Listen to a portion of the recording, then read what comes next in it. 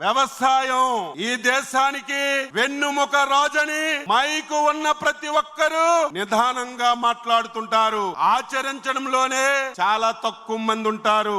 ఈ రోజు వ్యవసాయాన్ని అత్యంత ప్రాధాన్యతగా తీసుకొని మళ్ళీ ఈ రాష్ట్రంలో వ్యవసాయాన్ని లాభసాటిగా చేయాలి, రైతే రాజుగా తేయాలని మీరిచ్చినటువంటి అధికారాన్ని సంవత్సర కాలంగా ఏ విధంగా చేస్తున్నామో మీ అందరికీ ఒక సందర్భంలో తెలియజేస్తున్నాను.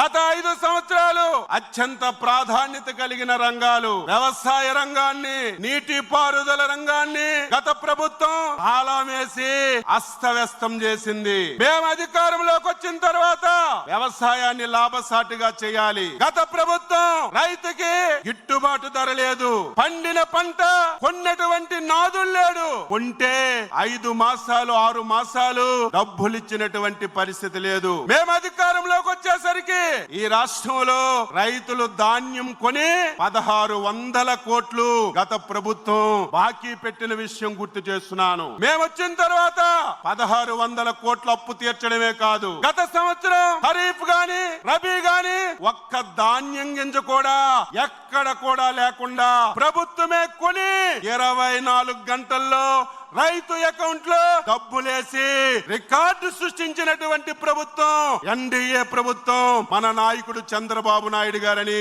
ఈ సందర్భంగా తెలియజేస్తున్నాను.